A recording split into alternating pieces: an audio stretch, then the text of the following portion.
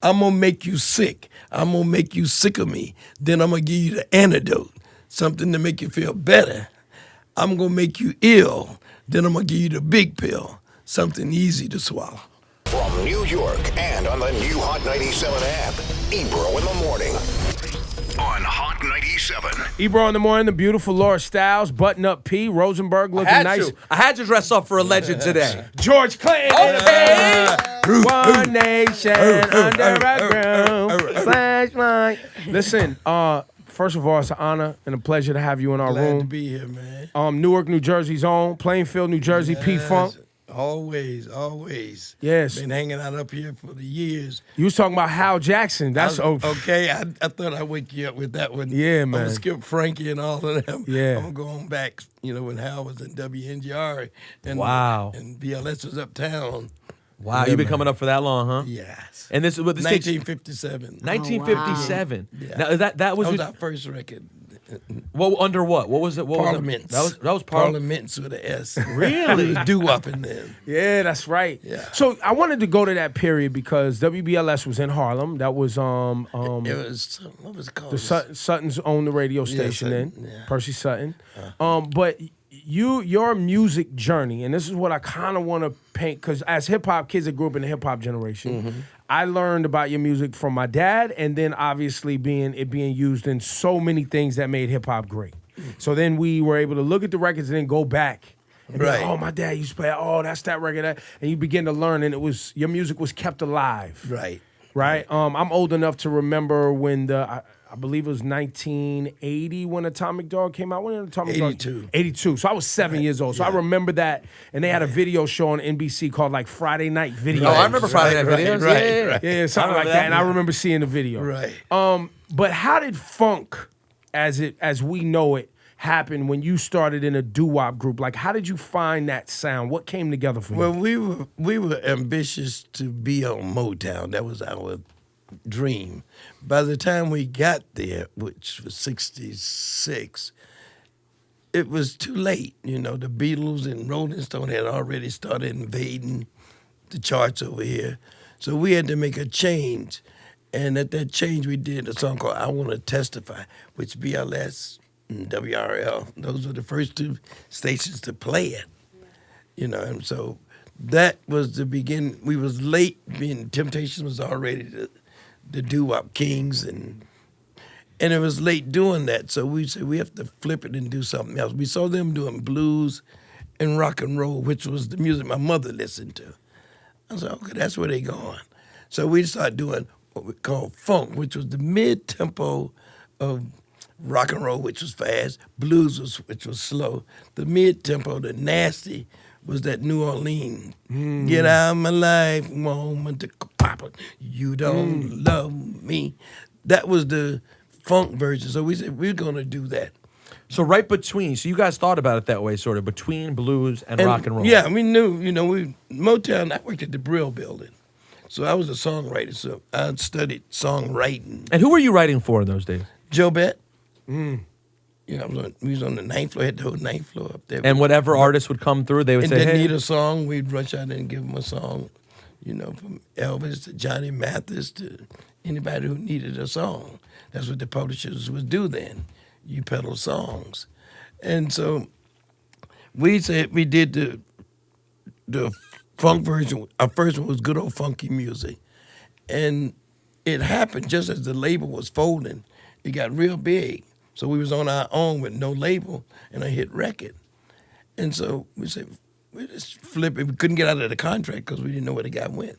So we called the band, which was from Plainfield. We called them Funkadelic. We was the Parliaments. Our little brothers was the Funkadelic. And so we put out a record called Music from My Mother. That was the Whoa, Hey, I Got a Thing and all those. And it worked. In the Midwest, Detroit, Chicago. What kind of station started playing it? All of Detroit. Really? All of Detroit. We knocked Motown off the charts in Detroit. Wow. In Chicago, Cleveland, Pittsburgh. So we was in that era all the way up until we did I Bet You, which Jackson 5 covered it. Then we started spreading out. we kept on doing Maggot Brain and all of the psychedelic stuff. yeah. We were underground group. We wasn't even trying to get on radio then. Matter of fact, we were trying to be anti. And why were you trying to be anti? Because that was the hip thing. Underground, right before FM became the thing, you had to try to get on FM. FM had all the rock and roll, jazz, and gospel. All album stuff. No 45s at that time. And then when Bootsy came with us in 72, we started doing James Brown type stuff, slide type of stuff, and the funk at the same time. And we saw it was working pretty good. So we did a record called Up for the Downstroke, which It's a classic now. was the first one that we actually got on radio a lot, all across the country. So I guess what I was trying to understand, and for people watching, maybe they watch this video and they can go back and hear these records, right? Because I think we're living in a time right now, especially in popular music, where the underground music, as you articulated right there, is mainstream. Hip hop was the street music of the 80s that now is It pop is the music. thing. Everywhere around the world. We saw that coming when, after we did Knee Deep, Flashlight, and all that. And they started the DJs started being on the streets. See, because when I did Mothership, I remember thinking to myself, DJs can't play records and talk like they used to. They used to get on, play a record, and you dedicate it to your girl, and da-da-da-da. That was the whole thing. They had stopped doing that. So when I did WEFUNK, We Funk, Home of the Action to it, I was literally biting Frankie Crockett to death. Yeah. Chocolate-coated freaky and habit for me. Oh, nobody around the country, they didn't know that because radio by then was playing 5 records without telling you who it was. Right. That had became the thing.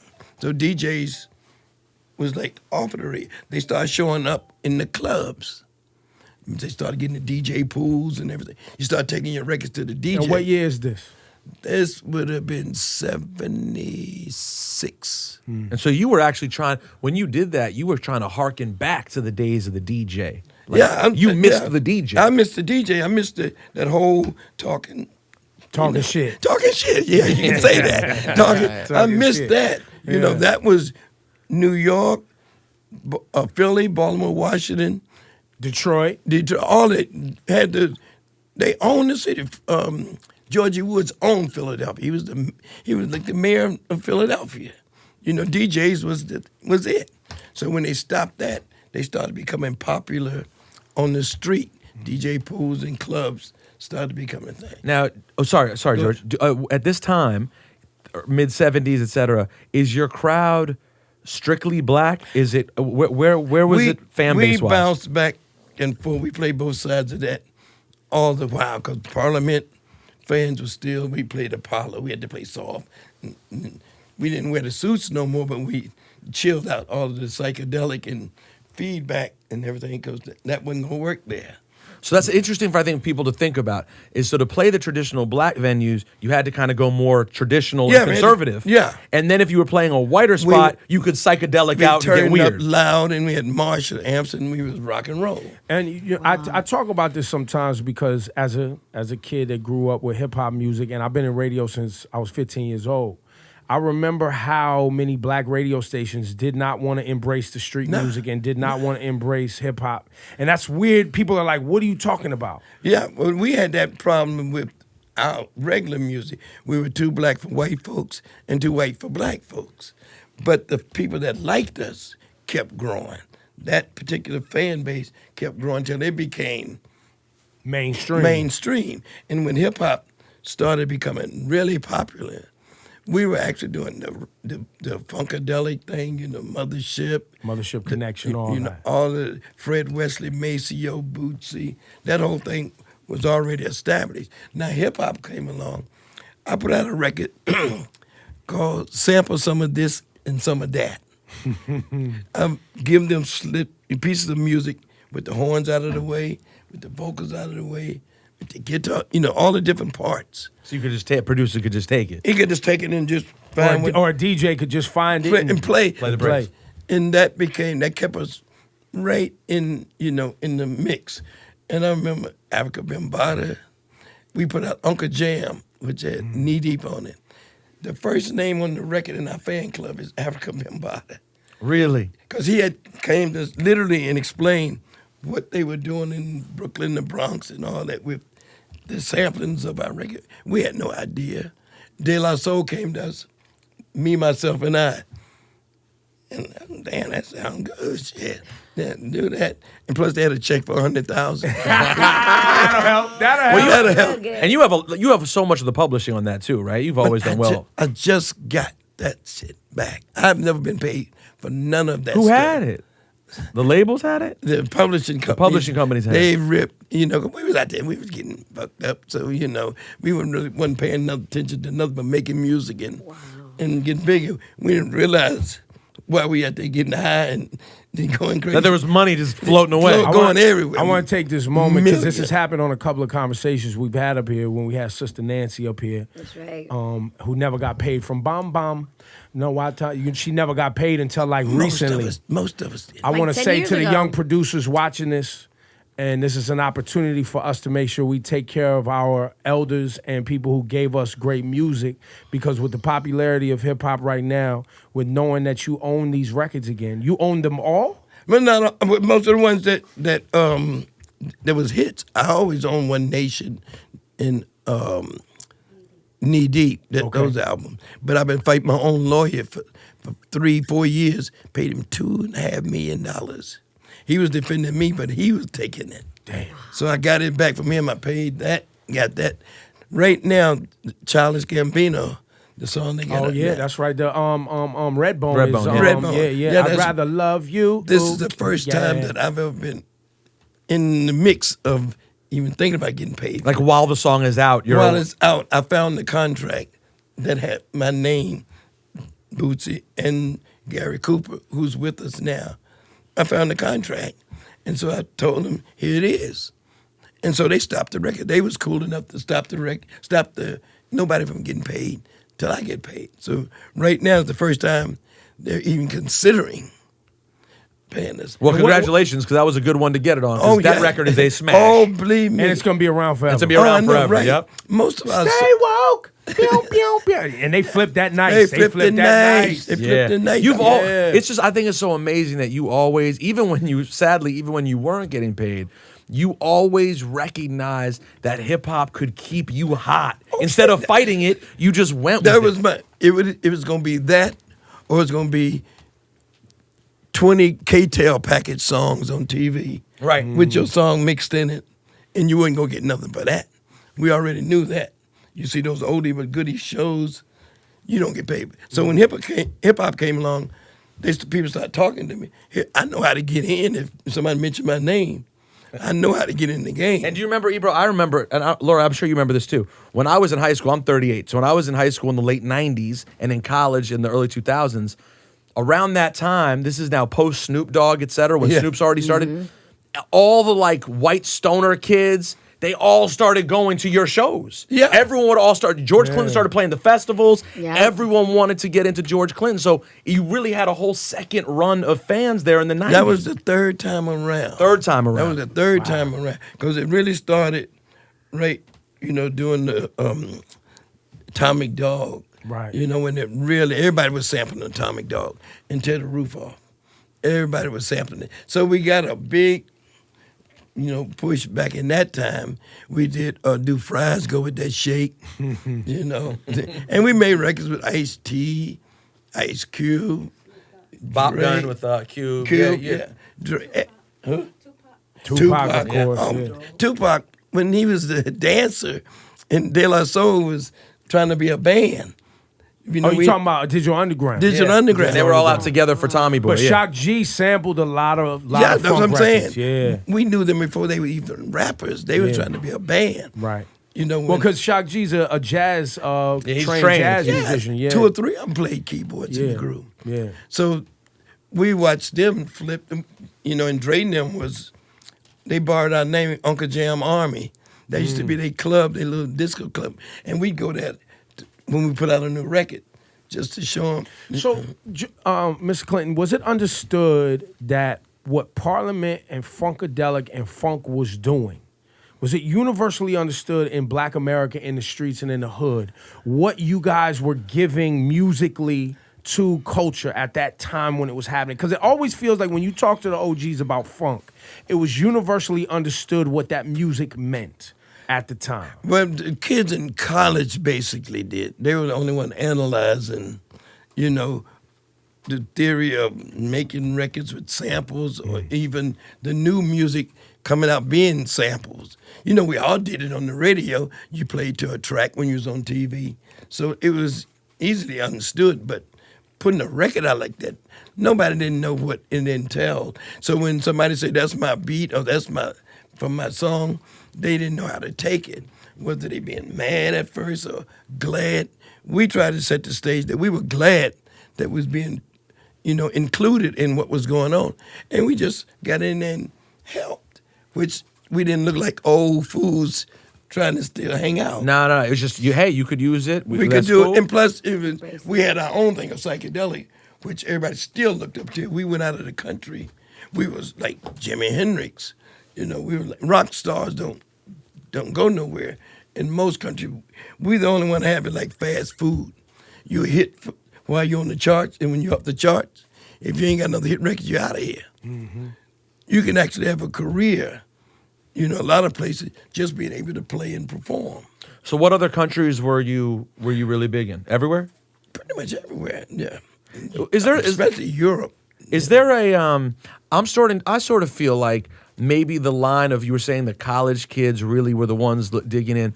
Was it weed heads? Was it always weed heads? It was always weed heads, druggies. Right? Yeah, the druggies always got it. Oh, you know, we flipped when we first took acid. We left here thinking we was gonna be pimps and shit. You know, we was wearing suits. I worked in a barber shop. I did hair, so we made motherfuckers cool. You know what I'm saying? We knew what styling was about. That was no thing. We made the people that looked cool. But when we see pictures of you and so you're like, damn, George must have been really high when he did that. The answer was yes, you were. Right. Oh, it's higher than that. That was a prerequisite. It took me 35 years to get back down. You just got back. 5 years, 6 years ago. He just touched down. Welcome back, man. We're happy to have you. Yeah, welcome back. Your wife, Yeah. she brought you back. Come on home. Nigga, please, come on. It's been a long time. You too old. This shit don't even work no more anyway. You know, drugs was not good anyway. Yeah. They'd start making money off us. See, when we started doing drugs, it was always, you want to share a joint? You want to share a tab? Everything was cool like that.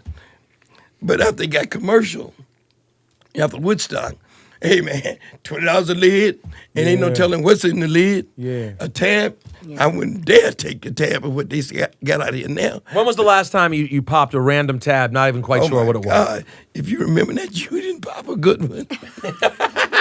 That's right. No, that would have been 71.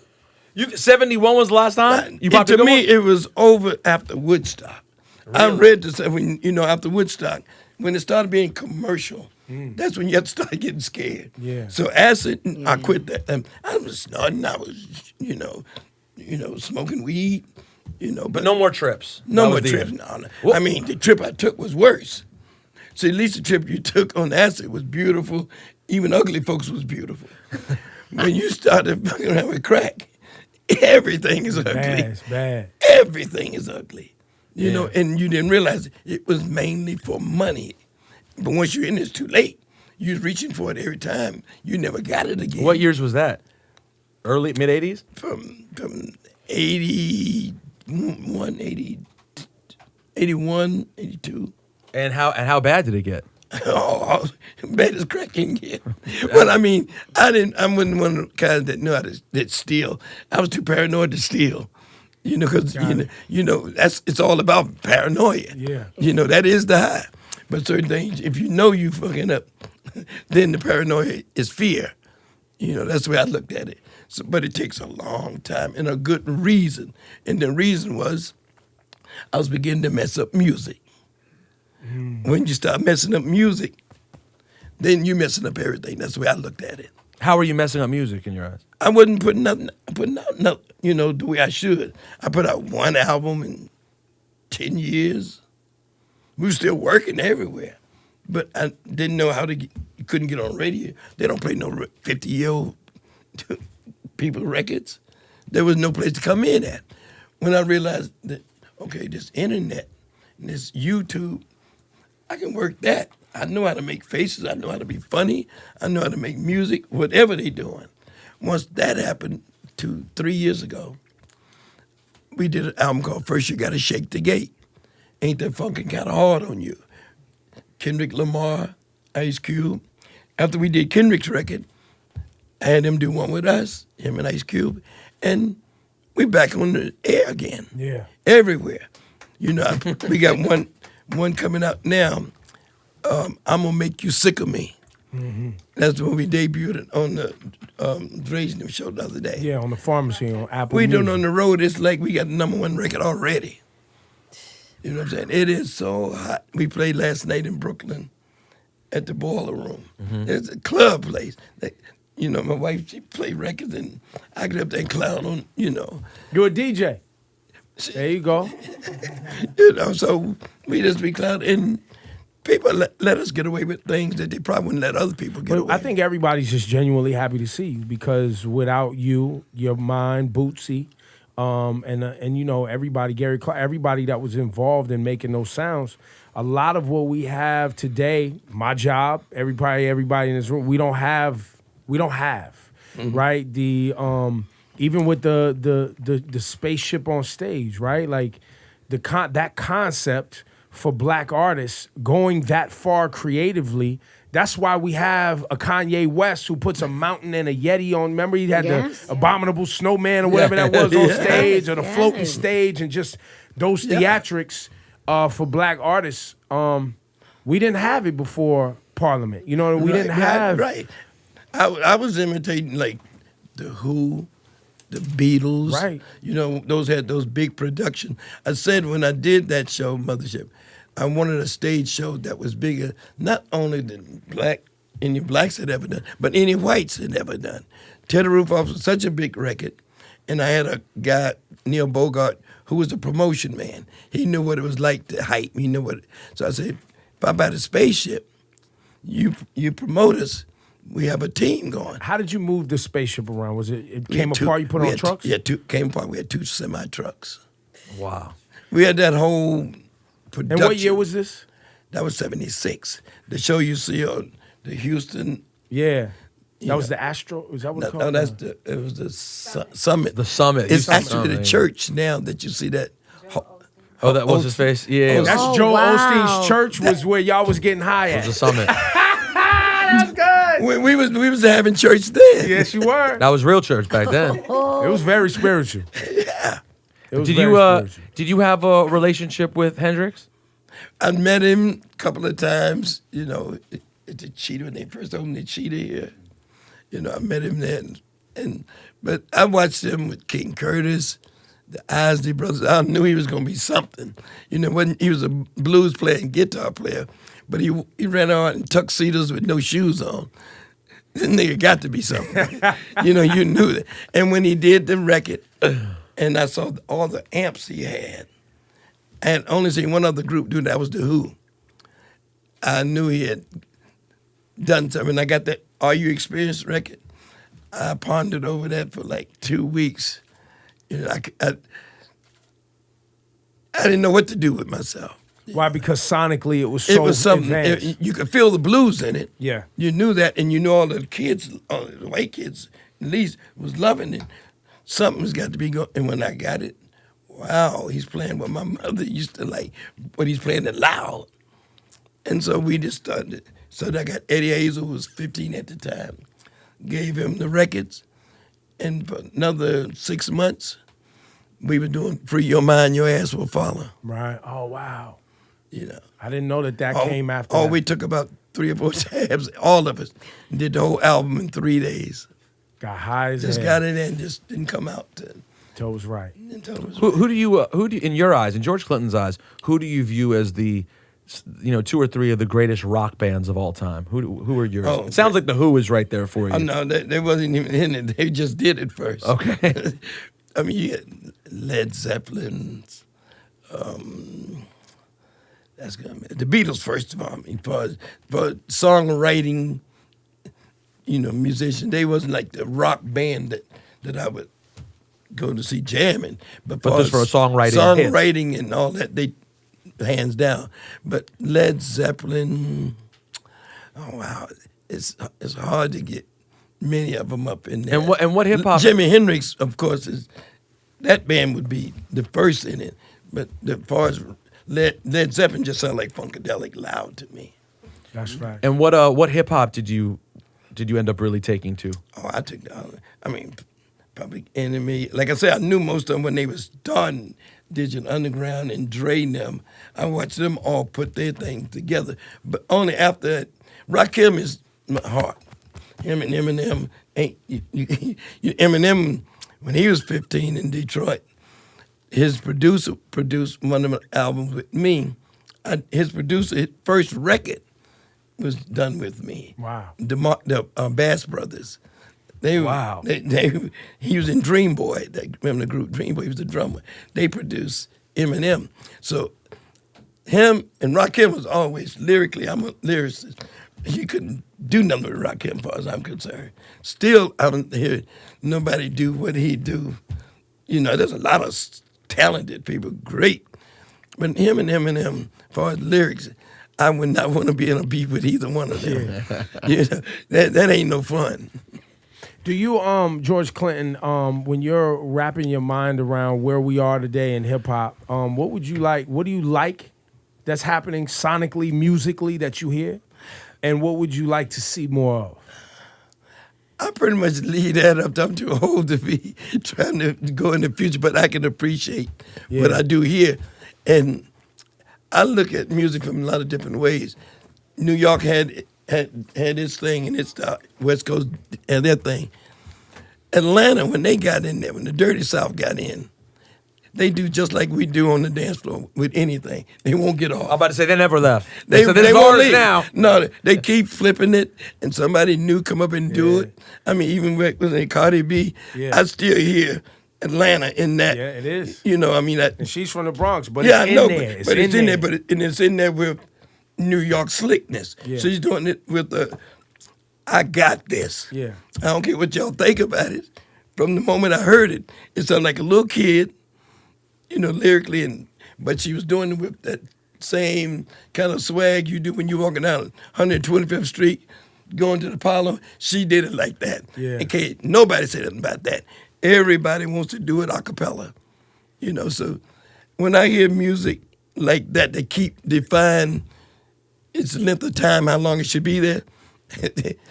I have to figure out what they doing, trap this or whatever you want to call it. Whatever they call it, I'm partial to that. Now, underneath, I want to be partial to a musician playing, so like Rage Against the Machine, they could sample their music and then learn how to play it. That was something weird that most people don't know too much about. Sampling and then playing the and samples? Then learn to play the sample, not along with the sample, but actually learn to play. Yeah, they would chop it and then go up there and learn figure out how to what all that sound like. Speaking of Rage, were you a Wu-Tang fan as well? Oh, hell yeah. Wu-Tang to me is the closest thing that came to Parliament Funkadelic. You had all these different personalities, and they all got their own records later. ODB and myself, we was really close. Really? How close were you guys? We did a couple of Flashlight. For the soundtrack or something? Yep, Busta Rhymes, him. Yeah. And y'all was probably Q-Tip. real high too, boy. I was. when they came through, I know, they all like, shit, y'all better give me that y'all got. Because they was the ones smoking at that time. They were killing, and, RZA and I, we did a few things together too with a couple of groups. But they were the one closest to, they had that whole, we gonna tear this place. Yeah, they had a rock and roll attitude. They made hip hop into really pop. You seem like a guy who a lot of times with artists as they grow up and become older, sometimes you feel for them like they didn't get their due. You to me seem like someone who has gotten to live to smell the roses and really get the appreciation. Because now, as I'm getting it now, I really ain't got to go right here and run and try to find nothing. Right. I ain't Money's rolling in now. You I ain't own got, the I'm sorry, I ain't got to publishing. go right here and try to find nothing for my habit. Oh yeah. I ain't got that. See, then you be preoccupied with that most of the time when you're young. You know, as soon as you get it, you're trying to get rid of it. I'm old enough now. My grandkids are all in the band now. They having a good time. They doing it. And so I'm having a good time just looking at people's face. Talking, what the fuck you still doing here? I love because I told my wife, I'm going to be here to see the face, the look on people's face when they say, damn, that music was out with my grandfather, blah, blah, blah. That's the way we used to do it. I hear Jimi Hendrix. That was my mother's music. I wanted to be here like Jimmy was, and not like Muddy Waters, who was here at the same time, but wasn't getting taken care of, couldn't find how he fit in, which all he had to do was turn his amp up. And he'd been doing the same thing Jimi Hendrix was doing. It was a matter of technology that probably too loud for him. But I wanted to be here when hip-hop and all the people would say, damn, that nigga's still here.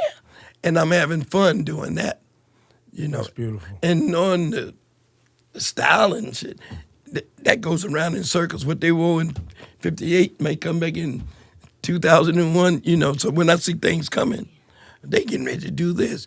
Oh, they getting ready to do that. Oh, we right on the verge of them putting them space boots on and leather pants. Oh, Leather okay. pants and space boots Oh, is yeah. coming back. Trust me. We on the way. And we really right going to here. leave this time. I mean, I went out. And the spaceship is actually going to be able to take us to outer spaces. Okay, this time for real. For real, we I- going. okay. Now we don't have to pop a tab. We Yeah. actually start the engine. Oh, and go. And we I mean, it's go. going to be an everyday thing, too. I mean, the spaceship right now is in the Smithsonian. Yeah. It is? Yes. Yeah. Yeah, yes. It That's looks amazing. good. Did you? I read an article that you guys almost went broke doing that, moving that spaceship around. It was very expensive. We almost went broke doing a lot of things. Because I always did a big, even the underwater boogie, we had trucks and things, props forever.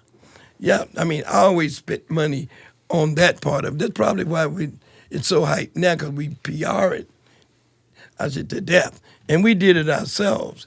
The album covers, all of that was one theme, whether it was Bootsy or Horny Horns, Parlette, Brides, it all connected to Dr. Funkenstein and the myth and the whole story. The whole storyline. Yeah. I think y'all was the first one to put a weed rolling paper in the actual album, right? I remember that. We wasn't the first. It wasn't the first. Cheech and Chong did Cheech it. and Chong did it first. Okay. That's they did the full They album did. size. Yes, Bamboo. Yeah. The Bamboo cover. Wow. George Clinton is here, and you have a book that's about to drop, right? Brothers be yo like George. Ain't that funkin' kind of hard on you? The titles were always very long. Oh, yeah, oh. The The titles were man always loves a long title. Super confirmed. groovalistic prosofunstication. The titles Psycho were always alpha disco beta bio Did la- aqua dulu. Did labels try to tell you, like, this is a long album They title? did that. They did that one time. We did that on Mothership Connection. He wanted to name it Landing in the Ghetto. I said, people are proud of the ghetto, but you can't come in that stuff. And so once we did it and it worked, he said, I won't say nothing to you. And so we came right back with clones of Dr. Funkenstein. He said, what the fuck is a clone? It hadn't, DNA hadn't, Yeah. nobody knew nothing What about DNA. cloning meant, yeah. What sci-fi was y'all watching back then? Star Trek. It was all Star Trek. Oh, they had more theories on the kind of ways you could live and the things you could run into in the world. That gave me a lot of room. And so, yeah, we went to Star Wars when it opened the first day. Star Wars or Star Trek? Or Star both? Trek. Star Trek. I'm no Star Trek. But when Star Wars came out, You went to that too when it the came out. premiere was at the Chinese Theater in L.A. Mm-hmm. It sounded like a P-Funk show when it came on. You're not loud. Yep. They was talking about Mothership. We had already done Mothership. You think they stole from you? 8 months. Straight Well, up. I mean, yeah, well, you George know. Lucas George stole Lucas from biting. Parliament. Well, no, Say it right yeah, now. Say it, the George. word. Yeah, oh, he know it. I mean, I did Howard the Duck for him right after that. Oh, really? That's Yeah, true. yeah. I did hear He that. brought you in for Howard the Duck. Yeah. But he didn't give you no piece of that Star Wars, though. Yeah, he ain't giving no. That's why I'm down with what's the name, Gambino on that. Yeah. Somebody say he's doing the Star Wars. Oh, wow. Full circle. Yeah, he yes. is. He's Lando Calrissian. So he gonna get a visit from me. I wants to go in the outer space. If they make that trip, and I'm still hanging around here, You go. You on the plane. I'm going. I don't give a fuck coming back. I'm going. I love that. Wow, George Clinton. And there's a new album, too, yes? New album. It's called Medicaid Fraud Dog. You know, all of this meds and drugs and meds, a whole one nation under sedation. The whole world, it's about drugs. Yes, it I is. mean, it's about drugs, whether they call it drugs or meds. I'm afraid. Pharmaceuticals, I'm it's afraid. all I'm code. afraid of the pharmaceuticals and the meds than I am of the street drugs, because they actually trying to make street drugs to appeal to people or get you hooked intentionally, even when it ain't addictive. I mean, like with cigarettes, wasn't that bad until they started putting all that shit in it. Then it became, it's more Became a dangerous. business. Yeah. Now they got to keep you coming back. They got to keep you coming back. They get you hooked for a reason. You go there for a cold, you come out there with a habit. You go get your teeth taken out, get a root canal, they give you enough pills for everybody in your family to be hooked. You know, that's Medicaid fraud, dog. Medicaid fraud, dog. All right. George Clinton, give it up Thank for you him. so This was much, a man. legendary conversation, Good, man. man. I'm glad. I like being up here. We ain't play no music. Anytime you want to come, the What door is record? open. Pick the record. Let's play the newest record. Intro the record like a DJ, like old school. Oh, yeah, Let's you go. like that. That's right. Let's go. Let's get to it. I'm gonna make you sick. I'm gonna make you sick of me. Then I'm gonna give you the antidote, something to make you feel better. I'm gonna make you ill. Then I'm gonna give you the big pill, something easy to swallow. Hello. George Clinton, ladies and gentlemen. George Clinton.